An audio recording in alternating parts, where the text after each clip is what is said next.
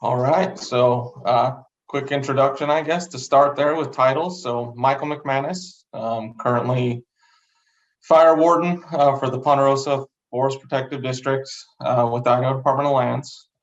That's basically encompassing the Latah County area and Moscow, where the University of Idaho is at. Additionally, I'm a Type 3 IC for one of North Idaho's interagency teams. I'm a chair for Latah County, our Chiefs group. So that's with all the, what you would consider municipal fire departments. There's 7 of them in that. I'm also the chair of the Department of Lands, so the state's Wildland Fire Engine Committee. And then helping as a technical specialist right now for Latah County's Wildfire Preparedness Plan. Some other titles, so husband, son, brother, and dog dad. You can see the guy that's in charge there at the bottom. So that's the dog, that's Hudson. So education and background a little bit. So got a bachelor's in wildland fire ecology management from U of I, graduated 2012. Currently a Type 2 burn boss, Type 3 IC division, fire investigator, Faller 2, and everything kind of below that. Additionally, I've attended some training through NFPA and regularly complete some structure assessments, looking at wildland fire mitigation and how to home hardening and that good stuff. So do that quite a bit as a day job, probably a dozen or so of those a year throughout the district. Some interests, so definitely prescribed fire and wildfire. Those are the first 2 there, and that helps with that being the day job, so that works out pretty good. And then a big one that I think is my biggest priority is, just creating good firefighters. So have about 30 firefighters that work for me, and that's really a big interest, is seeing them succeed, develop them, and see them move on elsewhere. That tends to be kind of the way it works. Pretty limited in permanent positions. So recognizing, especially with the university in town, that a lot of them move on. Partnerships, you can see the titles and stuff that I just talked about, do quite a bit with other groups, and just working with other people, whether that's in the agency, cooperators, other agencies, definitely enjoy that, and just seeing the outcomes that come from the effort there. I actually grew up as a Southern California boy, so used to go fishing out in the ocean all the time, had a boat, and so there's that interest. And then for some reason, been a Detroit Lions football fan for a long time. And then just learning. I'll talk about that a little bit later, and definitely a part of what I think it means to succeed, but just continually learning, whether that's fire or a lot of other things.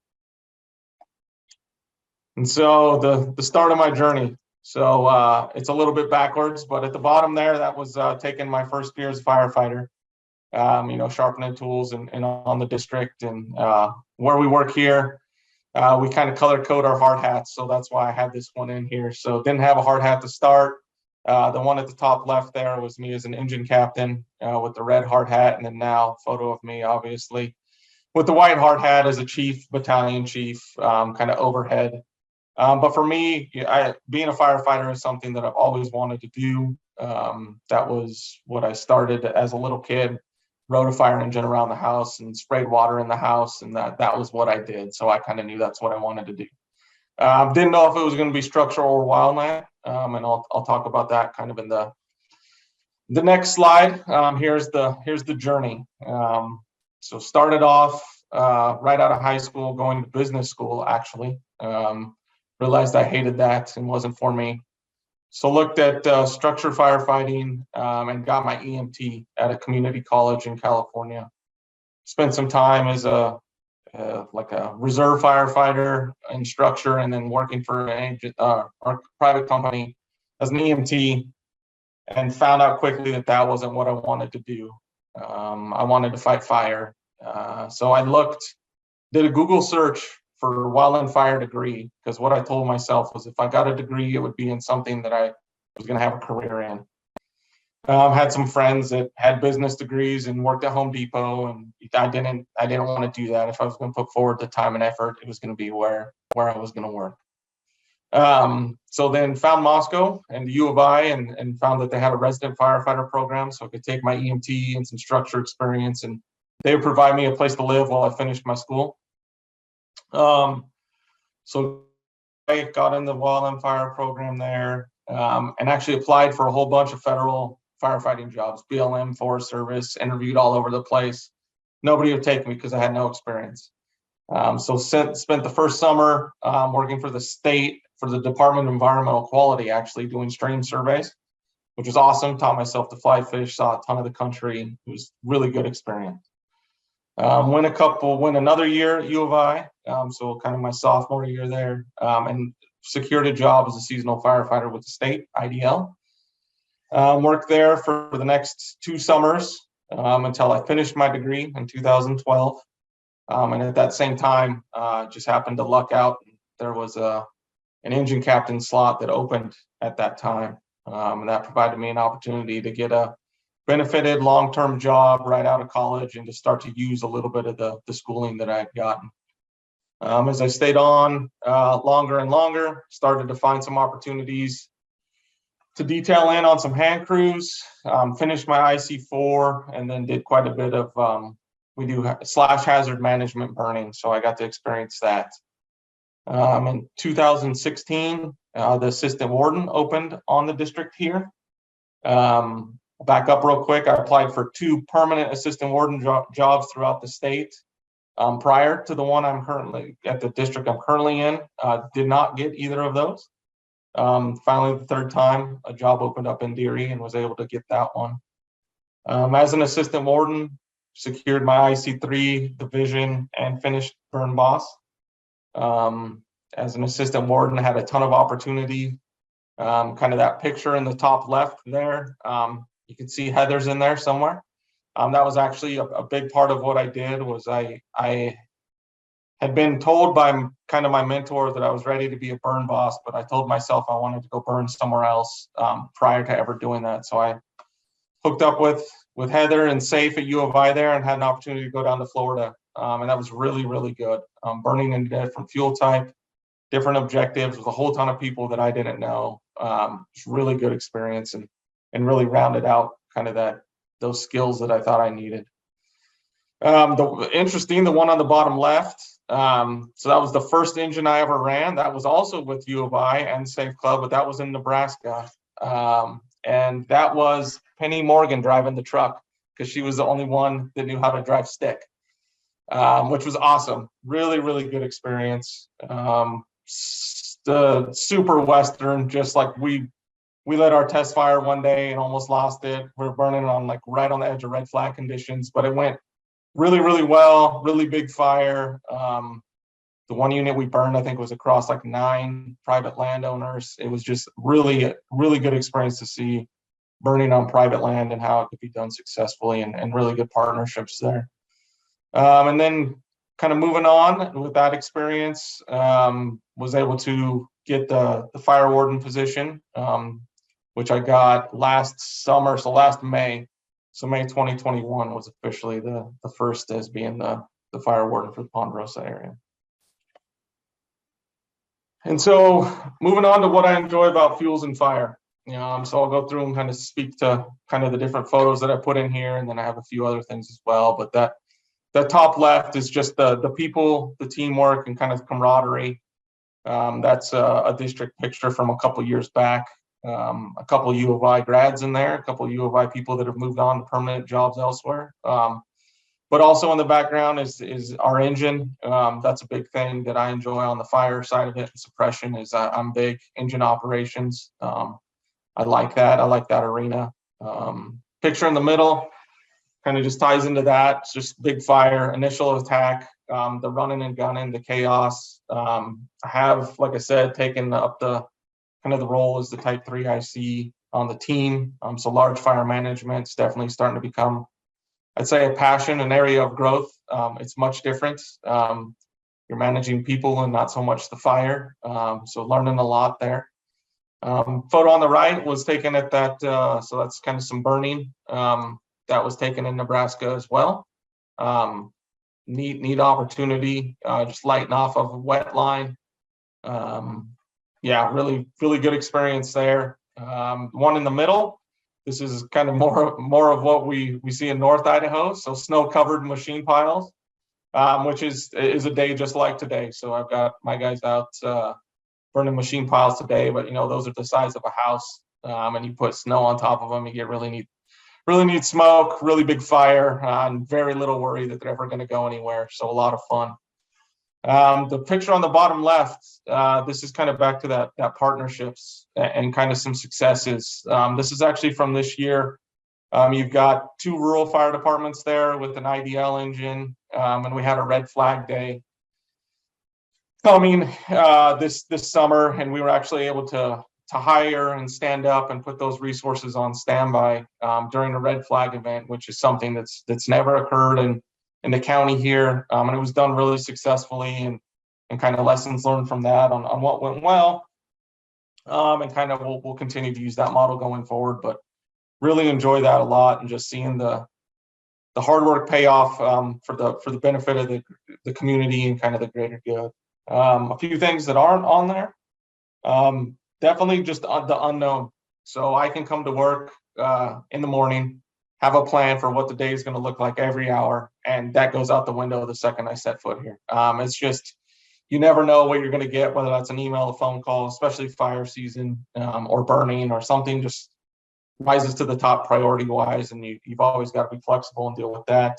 Obviously the travel, I've been all over the country now. I've been out of the country. I was afforded the opportunity to instruct in Alberta 2 years at their engine academy there, or their engine operator workshop, which was really good experience. Flown on a helicopter quite a few times. Been to a lot of places that people either haven't been to in a long time, or they've never been to, hiking in, and just the really cruddy spots where fires are at. And just looking back on that, and just that's been a really good experience. And then overall, just the hard work, sense of accomplishment. At the end of the day, seeing what you did or your people did, that's huge. That's definitely part of what keeps you going. So we'll go to this, some of the challenges. So the flip side of that. So big one is just money-based. Budgets. We all work for an agency. We all work for an organization, something. We all want the world. We want more. We want to do the greatest amount we can. But most of us are restricted by money. How much do we pay our people? How much do we get paid? What our budgets look like? Yeah, that's a big challenge. The one in the middle there. So prescribed fire is not a crime. I just found that one. But hopefully everybody's been paying attention to that burn boss that got arrested, and we'll see where that goes. But the idea that fire needs to be returned to the landscape. But what does that look like? Is there liability there? What is your agency doing to help support you or not support you? Just a lot of those questions, and kind of how that looks. The third one, just a changing workforce. It is I would say, a worker-dominated environment right now. If you don't want to work here, you can go find a job somewhere else. It's definitely not employer-driven. So it's important, if you get in a manager position or a leadership position, to figure out why the people are there, figure out what you can do to keep them staying, and just to show that they're valuable and why they need to be there. But you got to couple that with the last picture. And that's a job that's going to be bad sleep, bad food, really difficult, high stress environment, long hours. You got to figure out how to sell that to folks, right? And that gets extremely difficult at times. But I regularly tell all of our firefighters, it's the best job in the world. I still stand behind that. But you got to figure out how to convince people that that's something they want to do, and not take a shower for 2 weeks or however that's going to look. So some stuff that's not on there. So just, I think, changing climate. I think that there's some reality to that. I can speak definitely to what our district looks like here. We had our largest fire on record in 2015. And that has since been beaten in 2017 and then in 2021. and that trend is only continuing. We're seeing larger fires. We're throwing a bunch of people in the way, and that's just changing. So that's definitely going to be a challenge into the future for us here. And then on a smaller scale, just the weather. Like the weather is a huge challenge for fuels and fire.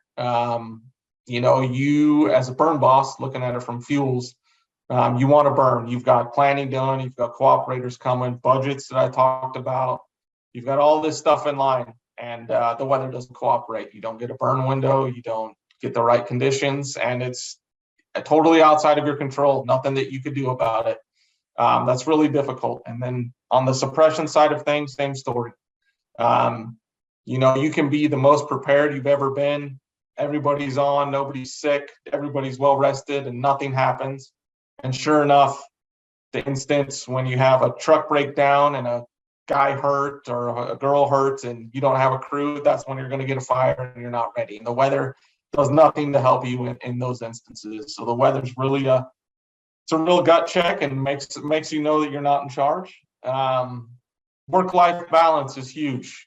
This is a job that's gonna to be good, I think, at anything with suppression or fuels. It's a thing I've been hearing a lot, but it's you've got to have it on all the time. So your situational awareness, like really paying attention, really trying to understand what's going on, and to be able to go home or, say you do a 2-week assignment and take 2 days off, you're probably just starting to decompress before you're going back. Or burn after burn after burn and just high stress, running and gunning, going all the time. It's important to recognize that could be an issue too. And especially when you get into a manager position, recognizing that in your people too, taking care of them, knowing that that's out there. And a little more specifically, so physically and mentally tough job. So it's going to be a hard job. You're going to be dirty. You're going to be long hours. And you need to take care of yourself and make sure you put yourself in the best place to succeed. So some knowledge, skills, attitudes. So I've always seen this as knowledge, skills, abilities, but I like attitudes, so it's a good one. So these are some KSAs for success in fires and fuels, and this is definitely just my opinion and my flair to it, but I thought this was pretty good. So some knowledge in fire behavior is going to be huge. Getting that experience, understanding, it's one thing to see a diagram in a book and understand the fire burns faster uphill, but when you truly get to see fire burn faster uphill, it goes a really long ways to helping with your decision making.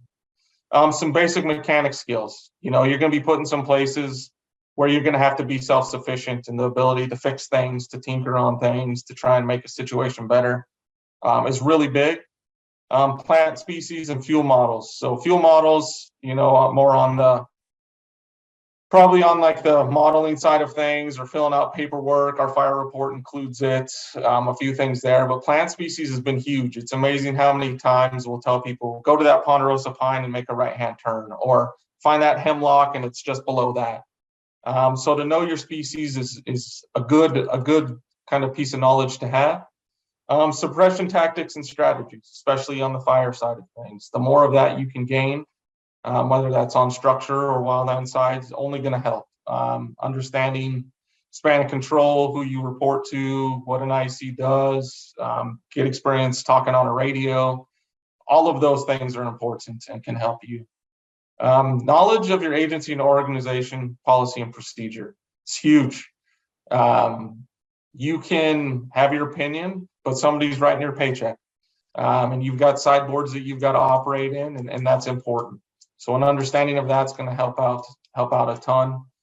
And then public and private opinion. So for me, I put this in there because I think that's a big driver on where our decision space exists. If the public opinion on where you're at is that fire is a bad thing, it's going to be really difficult to have a fuels program and to be burning. Or some kind of a moderated response, a let burn policy. If it's for it, if the public opinion is that's a good thing, or we want more firefighters and we want more fire, that's going to really help to shape your program, probably your career, and kind of what you can and cannot do. Some skills. So definitely being able to orally and be able to write is huge. Being able to get your your stance across. It's not always easy to just talk to somebody face to face. Sometimes you also have to be able to write it. I'm amazed at how many important things come out in an email. Being able to get that point across, short, succinct, and make it matter. Conflict resolution. So that's, I would say, both in your agency and the people you're working with, but also the public. Majority of these jobs are going to be public facing, and you're going to be interacting with the public or cooperators, and it's not always going to go well. Being able to talk to those folks and calm them down or kind of see their side of things is important. The next two are kind of combined together. So problem solve and research and critically think. That answer is not always there. So that ability to kind of think outside the box, go look at some other arenas where that might have already been figured out. Look at other people, no need to reinvent the wheel, that kind of statement, but go see what other people are doing and see if that's something that you can apply to either your problem or your issue. The ability to network. It's a small world in fuels and fire. The ability to talk to people, to be able to, pick their brain, see what they're doing, ask for help, you return help. Hurry up and wait. So you're going to hear this a ton, especially if you're starting out in the career. The ability to, it's going to go 100 miles an hour. And then, like I talked about the weather, you're going to wait for the wind to stop, or you're going to wait for the temperatures to rise or the humidity to drop. You're just going to hear that a ton, and especially on the suppression side of things as well. Just fast, and then it just hits a wall and you just wait. And sometimes the best thing you can do is just monitor. And then pick and choose your battles. So I talk about this quite a bit with the folks I supervise, and is always ask them, is this the hill you're ready to die on? We've only got so much, leadership capital or so much goodwill that's been offered to us or that you've earned. If you're going to choose to fight that fight, you better make sure that it's something that you want to and that it matters. So choose your battles. Some attitudes. So understanding, flexible, hardworking, remaining positive. You're going to get into some really, that bottom one, comfortable being uncomfortable. You're going to get uncomfortable. Goes a long ways to being that person that's got some humor, can see the positive in it, is enjoying themselves, is just a positive person to be around. A negative person, your majority of the time, you're going to be in some kind of a team atmosphere. That negativity just brings everybody down. So being able to remain positive is huge. Resilient and gritty, kind of similar things, but that idea that it's not always going to go right, especially on the suppression side of things. You're going to have days that you lose, or it doesn't go well, or the weather doesn't participate, or accidents, things like that. You've got to be, learn, move on, get better. That's important. An idea of an attitude of transparency. So this is one that I've picked up over my career, and that's just that. This was one of those things where I had past supervisors that weren't, and they weren't transparent, and I think that can really hurt. So if you do get a job and you do get somewhere where you're supervising people or even coming up through a crew, I'm of the belief that, pass that information along. It allows kind of decision making at a lower level. It's important to let people know what's going on. So some of the same knowledge, skills, and attitudes that have served me in life. So public and private opinion. So just understanding where people are coming from. Being able to read, that's that third one down there, but reading people, understanding their perspective, being able to see things through their light or their lens has been huge. Some mechanical skills. I came into the job not knowing a ton. I had never ran a chainsaw before I started as a wildland firefighter. I can run one competently now. I can repair one now. I can repair pumps, repair trucks. Those things have been very helpful, especially outside of the fire world. And then that last one, weather. It's been amazing. The job, day in, day out, requires a good grasp on weather. And every morning, my wife asks, "What's the weather going to be now?" So, and then friends, family, and it keeps you from getting soaking wet or freezing when you go outside because you got a good grasp on it. So skills. Oral, written communication, conflict resolution, kind of all the same, but those things definitely transfer over into your life as well. Just as important, our agency provides us the opportunity to go through what are the crucial conversations trainings. If anybody ever has an opportunity to do that, I would strongly encourage it, but that's been really helpful. And just that idea of like active listening, don't make up a story. Just communication is really important.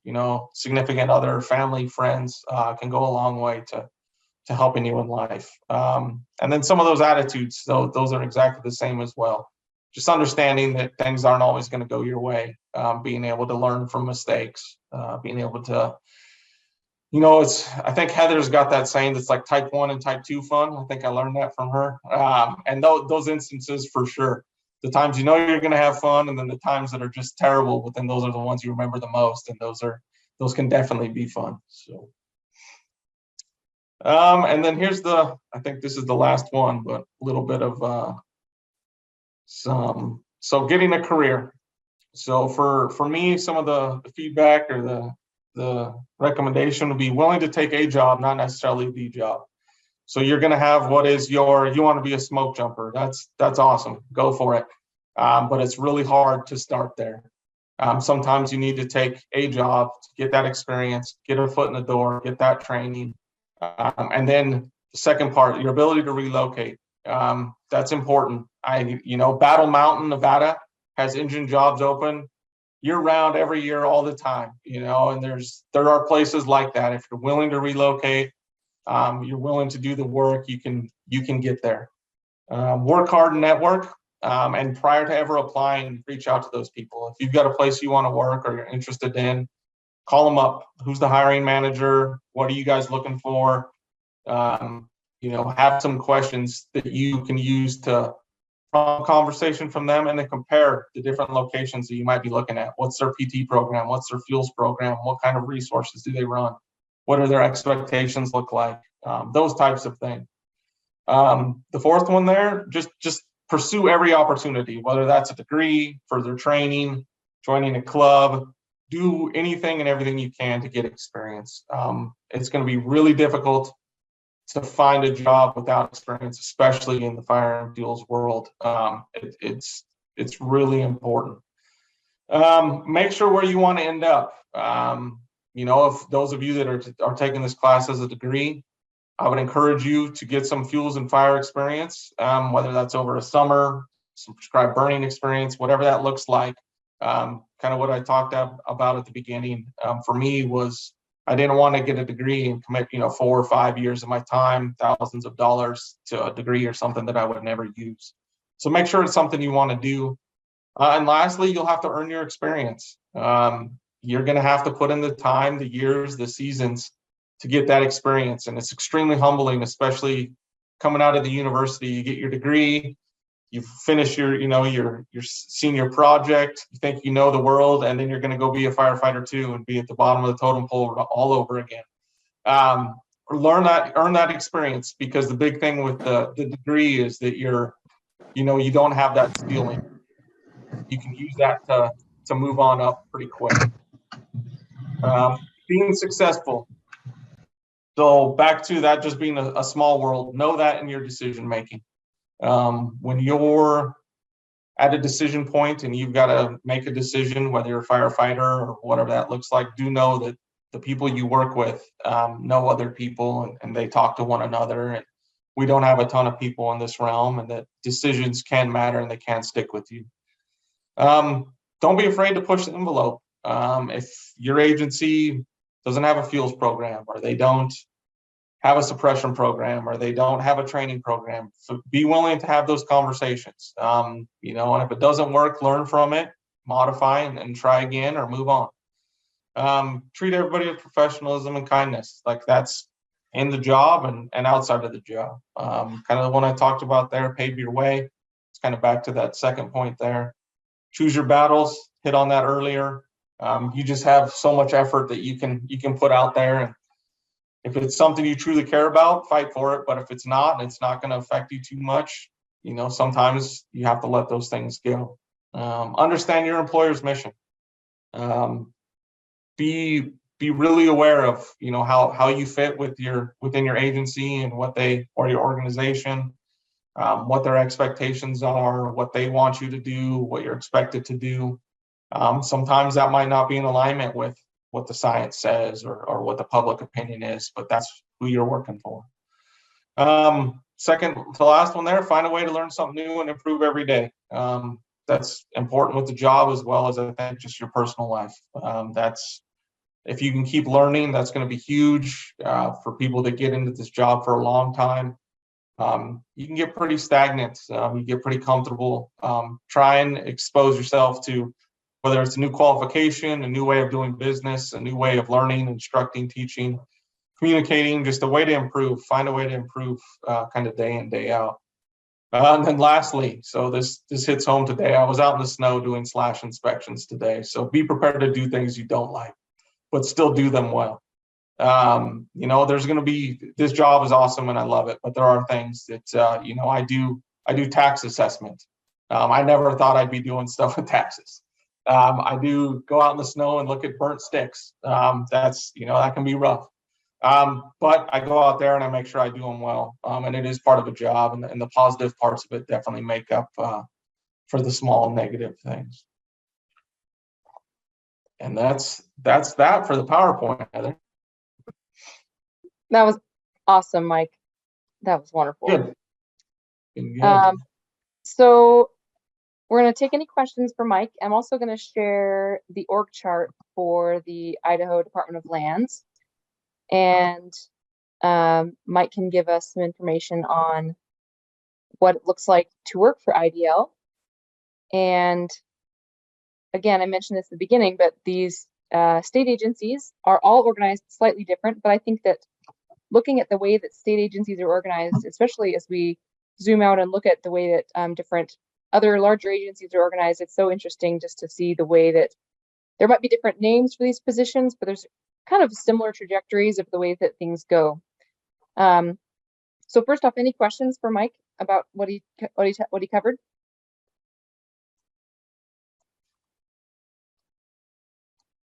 Did such a good job. You did. Well, I'm gonna let you guys let you simmer on those thoughts for a second about questions. But for now, if you could just give us a tour about what it looks like to work for IDL. Yeah. So like all agencies, we've got somebody that's in charge. So that's your director. And I have, it's kind of a funky org chart here because I ended up adding some stuff that I thought was important, and we'll kind of start there first. That's going to be kind of non-fires and fuels specific, but you've got the director, and then we've got support services there to kind of direct report to him. And that's your things like fiscal support, IT. We've got a whole communication and policy program that also reports to the director.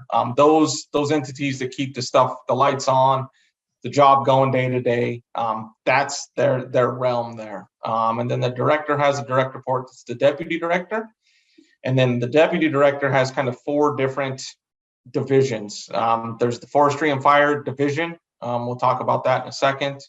There's the division administrator of trust land management, so running endowment ground. Division administrator of oil and gas, navigable waters. So we've got an oil gas leasing program, minerals. And then division administrator of operations, and that would be where your field offices are located. So that's forest protective district supervisory areas, and I'll kind of start there for now. So that's where I would fall under that. We've got an area, the Ponderosa area. It's got an area manager, that would be my supervisor. And that person supervises kind of all the programs in that geographic area. And that's things like timber management. So we've got a whole timber endowment here. I believe they manage about 30,000 acres on our district here. That's long-term sustainable harvest for timber management, right? And you've got foresters underneath that, and they've got forestry technicians. So that's a form of some fuels management for sure. It's heavy logging, real heavy management on the ground, clear cuts. They're doing spraying, they're doing artificial regeneration, gopher baiting. I mean, it's real, it's plantation type situations there. And then back over there, you've got the fire warden. So that's my position. Most districts have an assistant fire warden or 2. And then most of the Department of Lands is made up of engines being kind of our initial attack platform. And most districts have 3 Some have 4. My district here also has the only type 2 IA crew in the state.